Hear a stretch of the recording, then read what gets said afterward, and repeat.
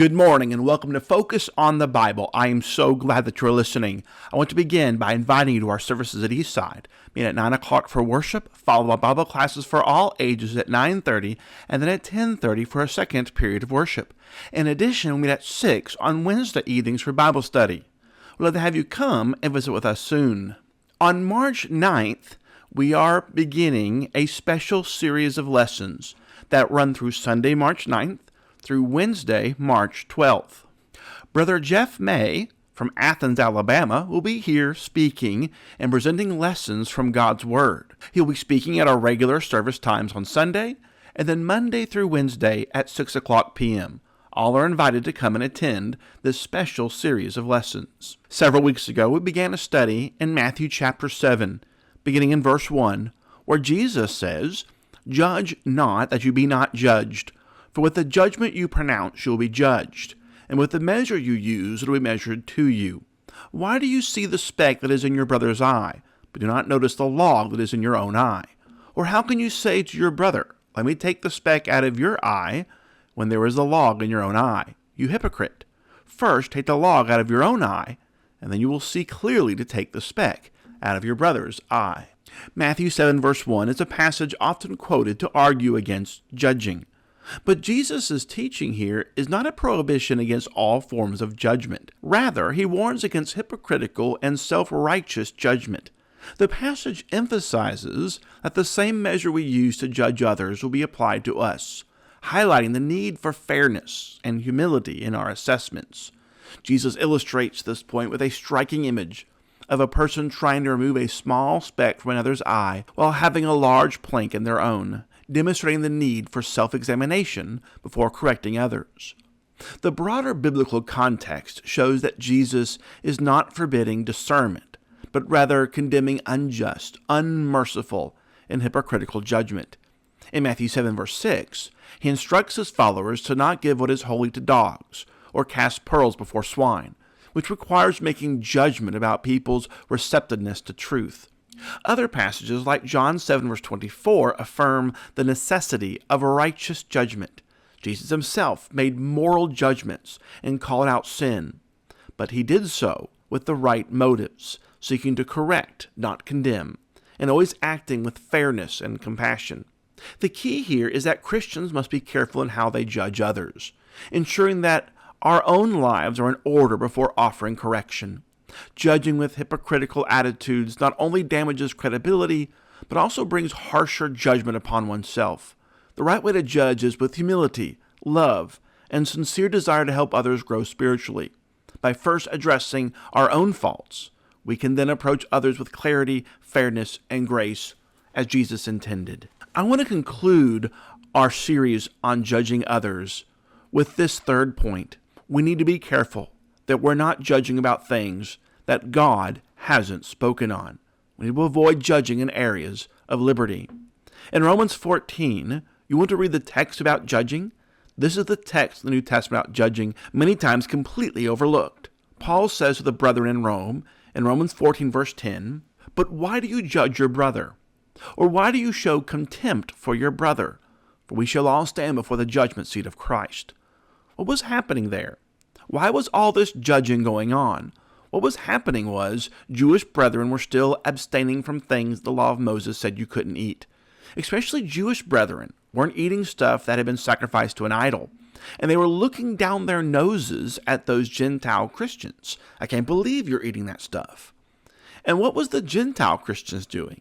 Well, they thought of themselves as being so strong and so high and mighty. I can't believe you Jews don't know that we have liberty to eat that stuff. What is your hang-up anyway, man? We're past the law of Moses now. At the beginning of the chapter, in Romans 14 and verse 2, notice what Paul says. He says, "For one believes he may eat all things, but he who is weak eats only vegetables. Let not him who eats despise him who does not eat. And let not him who does not eat judge him who eats, for God has received him. Who are you to judge another's servant?" Paul says, stop with all that. Had God condemned Christians to abstain from that meat? No.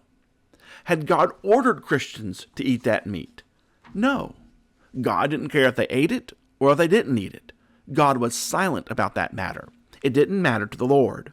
Instead, though, of respecting the liberty that God had given them, these people were making their own laws and their own decisions about what is right and what is wrong, regardless of the fact that it didn't matter to God. Boy, I'm sure glad that has never happened since Romans 14.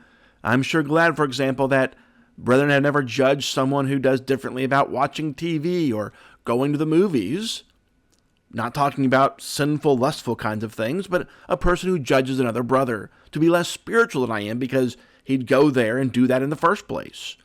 Or maybe judging someone to be a foolish prude. I can't believe he abstains from TV like that.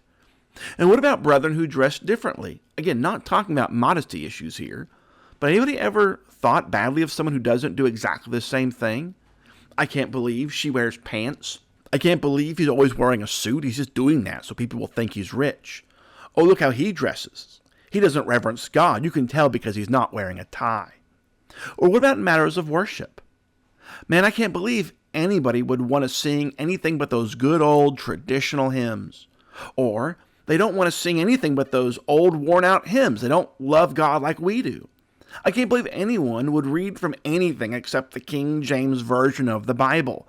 King James, if it was good enough for Paul, it was good enough for me. I've actually heard this recently. I can't believe any church would change their service times to Sunday morning only. They must not want to grow. Has there ever been any judging among brethren? Of course there has. See how easy it is to start substituting our own ideas, our own preferences, our own thoughts for the Word of God. Now, I aim to be clear here. When God speaks, there is no compromising, no negotiating, no backing down or backing up. But when the Lord has given us liberty, I need to be careful that I don't take that liberty away from others by my carefully reasoned think-sos, and that I don't choose to put the worst spin on others' actions and activities, that I don't judge the way Romans 14 forbids. Now, I think all of these things that we've talked about in the last few weeks are important principles to help us fulfill what Jesus is talking about in Matthew 7. But maybe right now you're thinking, well, just exactly what am I going to do when someone jumps on me and says, "Oh, judge not"? What am I going to do about that? Well, how about another Bible verse? How about Proverbs 26? These verses speak to that maybe like nothing else in the Bible. In Proverbs 26 and verse 4, the wise man says, "Do not answer a fool according to his folly, lest you also be like him. Answer a fool according to his folly, lest he be wise in his own eyes." Boy, that'll make you scratch your head, won't it? What does Solomon mean here? What is that all about? I think first and foremost, verse 4 says, we need to recognize there's going to be some people we can't respond to, we cannot answer, can't say anything to them. These are folks who don't care about the Bible, they don't care about the Lord, they don't even know where this line is in the Bible. They just throw that judge not bit in there, and what that really is a not very polite way of saying, would you please be quiet? That's really what they're saying. I don't want to hear what you got to say. Hush it up. And they lob Matthew 7 verse 1 into the conversation like a verbal hand grenade, and then with all their smugness and piety, "Oh, I really got 'em told," they turn and walk away. I'll tell you, you chase after them and you say, "Hey, I want to explain the context with you of Matthew 7 verse 1, you ain't getting anywhere with them. They're probably just going to say something else that means, "Oh, get away from me, you Bible thumper." And then they're just going to go on and move on. They don't care. They're not interested. They don't want to know the truth. And you know what? You're going to need to make a judgment. Going to need to judge by their fruits whether or not this individual is just a fool that I cannot answer, verse 4, or some people, verse 5, they need a response. And we need to try to help them think about this criteria for right judging. Maybe some of this is time dependent. Don't you hate when people say this kind of stuff as the elevator doors are closing? Judge not that you be not judged, and that's it. But if I know somebody, and I have a relationship with them, and I know they're interested in God to some extent, they care something about the Bible, then I do verse 5. I need to answer this folly so that this individual will not be wise in their own eyes. Maybe the quick response when someone says, "Hey, judge not that you be not judged," maybe the quick response is to say, "Are you judging me for what I just said?" That'd be fair, wouldn't it? not supposed to be judging, then how come you're judging me for being judgmental, see? Maybe a better response, if we have more time and a better relationship and more opportunity, is just to ask, are you saying that we should never comment on the morality of what people do? Are you saying that we can never say this is right or this is wrong? And hopefully that conversation would lead us to talk about the criteria for what is right and what is wrong. If you would like to study further about this or any other passage in the Bible, you can reach out to us at focusonthebible@icloud.com. That's focusonthebible@icloud.com. Thank you so much. Have a great and wonderful day.